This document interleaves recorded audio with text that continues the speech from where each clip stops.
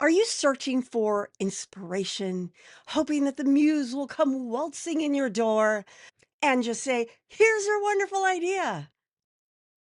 Are you searching for her? Are you opening up closet doors saying, "Are you here? Are you here?" I hope not, because that's silly. You don't actually have to go seeking inspiration. It's around you everywhere in ordinary, everyday life. If it were a snake, it would bite you. And in today's episode, I'm going to be giving you 5 ideas for how you can find inspiration, yes, for your client attracting book in everyday life. Because it's those everyday moments that when you share them and the greater lesson that relates to what you do helps pull in your ideal readers and helps them relate to you and what you do. Hi, my name is Carma Spence, and I help executive coaches, business leaders, and consultants write the book that only they could write that will grow their business and attract their dreamiest clients. The right book, not just any book. And they have fun doing it in immersive, thematic, gamified experiences. If you're watching this video on YouTube, please like this video, subscribe to my channel, and if there's a bell there, ring it so that the algorithm knows that this is a worthy video and spreads the news about it to other people so that they can also write the book that they were meant to write. So let's get to it. Idea number 1, street scene sketching. Sit quietly in a public place and observe. Write down the stories that you're seeing. I remember one time I was sitting in the central park of my hometown, Santa Rosa, California, and there was a young man sitting on a bench, and he just looked profoundly sad. And so, like, I created this whole story about why he was sad. And I mean, I actually got like emotionally drawn into the story, and I was making it up. So you see a couple talking. What are they talking about? You see a mother with her baby. What is she thinking about her child? These aren't necessarily true stories, but they're stories that were inspired by what you saw. This is a source of amazing inspiration, and sometimes it can remind you of things that actually did happen, and then you can tell a true story. The next one is called micro moment mining. This is when you capture little, seemingly mundane moments, a stranger's smile, a neighbor's routine, and expand them into emotional stories. It reminds me of there's this music video, I believe it's by Bruno Mars, that stars Leonard Nimoy. And it goes through like a morning of his life. He wakes up, he's grumpy, he's crabby, he grabs a porn magazine, that was weird. He goes to TV, guess who's on TV but Captain Kirk. William Shatner, and he makes him grumpier, so he gets up and he walks down to the nearest grocery store. He's still wearing his robe, and and he buys, like, some chips and a magazine or something, and he's like, "Grr," grumps at the clerk, and then he walks home, and he kicks a dog. I mean, he's just like Mr. Grumpy through the whole thing. Yes, this is a music video, but where did the person who created this video come up with the idea? More than likely, he had a grumpy neighbor who would go out and pick up his newspaper still wearing his robe. Well, what do your neighbors do that are kind of quirky that you can tell this whole story about that might introduce that? Like, I have one day we were driving, I think we were driving to go grocery shopping, and it was cold. There was still snow outside, and this guy comes out of his house. He's wearing shorts and a t-shirt. He comes out, gets the mail, and then goes back into the house. And I'm just like, how did and my husband's like, "Oh, it's he's just going in and out, it's no big deal." And I'm like, "I would put on a parka to do that."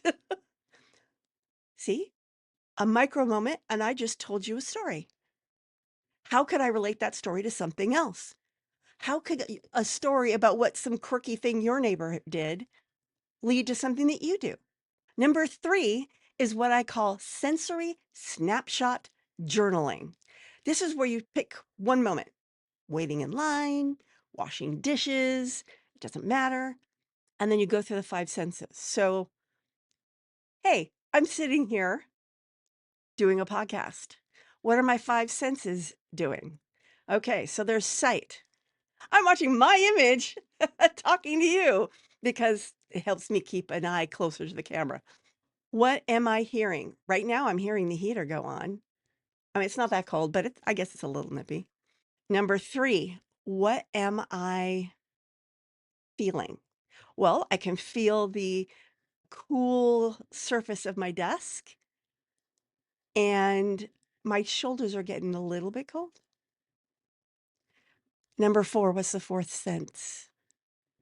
Smell. What am I smell? I'm not smelling anything because I'm really congested this morning.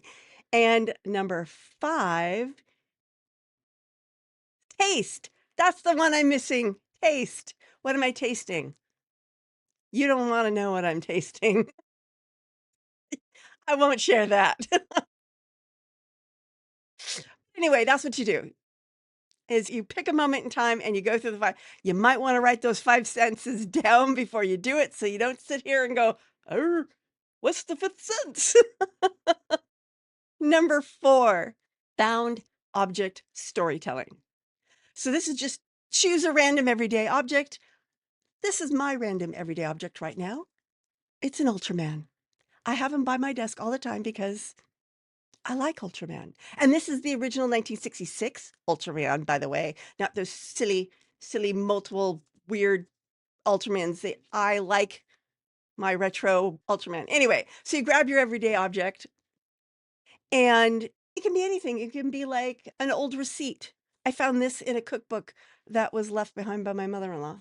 And it's from like 1980 something. I mean, back when juice was $1.56 and oh my gosh, meat was $1.74. Oh my gosh.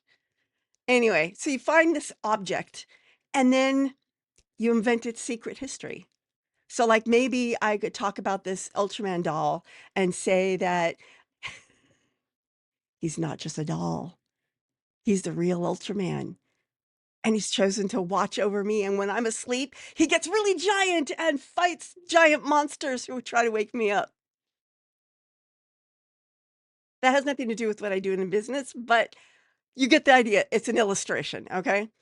And so the fifth one is called personal mythology building. And this is where you reflect on a memory from your childhood or last week, and then you recall it as if it were an epic legend. So, for example, let's see.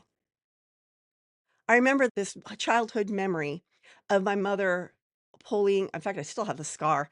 It was around Christmas, and we were putting away the Christmas tree, and one of the ornaments, they had those little glass blow I don't even think they make them anymore, but they were like blown glass, very, very fragile. They drop on the floor and they shatter. And one did that, and I got a piece of the fragment like in the palm of my hand here, going like straight in, not even sideways. It was straight in. Gosh, it hurt. And my mother took it out. So that's like the actual story. But I could tell it like an epic legend. So, I was going through the forest of Christmas trees when the evil ogre threw a broken glass ornament at me and it shattered and it covered my face in shards of glass. But then the magical fairy godmother appeared and said, "Behold, I remove the glass from your face." There. Simple little story turned into an epic adventure. You may not use that story in anything, but doing this exercise expands the possibilities of storytelling, can help you remember things, can help you tell stories better. It's an exercise to get those creative juices glowing and growing. So there you go. 5 secrets to finding story gold in your everyday life.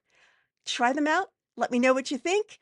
And if you have any further ideas for ways of finding story gold in your ordinary life, please put them in the comments and let's share how we can expand our creativity.